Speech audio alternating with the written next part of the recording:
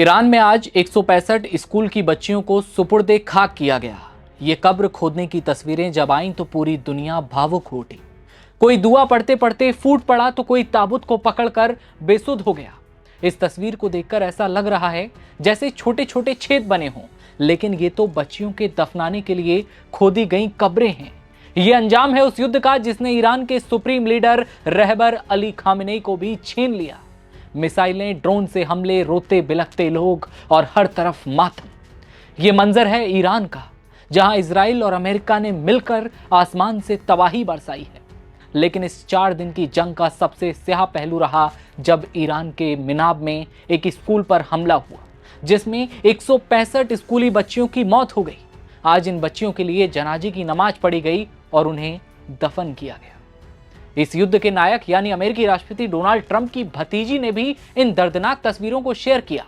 Trump की भतीजी ने कब्रिस्तान की तस्वीरें रीपोस्ट करते हुए लिखा, मैं किसी को भी इसे सही ठहराने की चुनौती देती हूं। मैरी एल ट्रंप यानी कि ट्रंप की भतीजी ने इन तस्वीरों के जरिए सवाल उठाए हैं। इन तस्वीरों पर चुनौती देते हुए कहा, कोई है जो इसे जस्टिफाई कर सके। इधर तैयारी की जा रही थी तो हर आंख रो रही थी। 165 बच्चियों की कब्र को जेसीबी से खोदा गया, क्योंकि कब्रों की संख्या इतनी ज्यादा है कि जगह जगह लगाए गए निशानों के आधार पर इनको हाथ के बजाय जेसीबी से खोदना पड़ा। ऊंचाई से ली गई इस तस्वीर को देखकर ऐसा लग रहा है जैसे छोटे छोटे छेद बने हों, लेकिन ये बच्चियों की कब्र हैं, दफनाने के लिए खोदी गई हैं। इन तस्वीरों को देखकर किसी का भी कलेजा फट पड़ेगा। जंग जब शुरू होती है तो नक्शे बदलते हैं, लेकिन इस बार जंग ने सारा बचपन छीन लिया है। सोचिए, 165 घरों में आज चूल्हा नहीं जला होगा। 165 माओं की गोद सूनी हो गई है। 165 पिता अपनी बेटियों की किताबें सीने से लगाकर रो रहे होंगे। आज सूरज नहीं ढला, ईरान में आज अंधेरा छाया है हर ओर।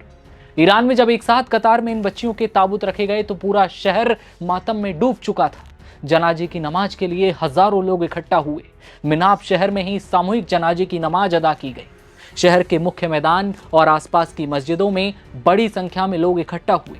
ये तस्वीर आसमान से ली गई है। बता दें कि इस हमले के बाद जो वीडियो आए उनमें बचाव कर्मियों को मलबे में तलाश करते हुए स्कूल के बैग मिले, दीवारों पर जलने के निशान देखे गए। बता दें कि ईरान के दक्षिणी प्रांत होर्मोजगान के मिनाब में 28 फरवरी को स्कूल पर यह हमला हुआ, जिसमें 165 बच्चियों की मौत हुई थी। ये स्कूल गर्ल्स स्कूल था जिसमें इन बच्चियों की मौत हुई। आज इन बच्चियों का जनाजा एक साथ निकला, उन्हें अंतिम विदाई दी गई। अमेरिका और इजराइल ने मिलकर ईरान को धुआं धुआं कर दिया है, लेकिन इसका मुंहतोड़ जवाब भी ईरान ने दिया है। जबरदस्त कार्रवाई की है खाड़ी देश सऊदी अरब, कुवैत, यूएई, कतर और बहरीन, जहां पर ईरान ने कोहराम मचा दिया है। जंग का जवाब जंग से दिया जाता है, लेकिन 165 बच्चियों की कमी कैसे पूरी होगी? किस मिसाइल से मां की सोनी गोद भरेगी? किस ड्रोन से पिता की टूटी हुई हिम्मत लौटेगी?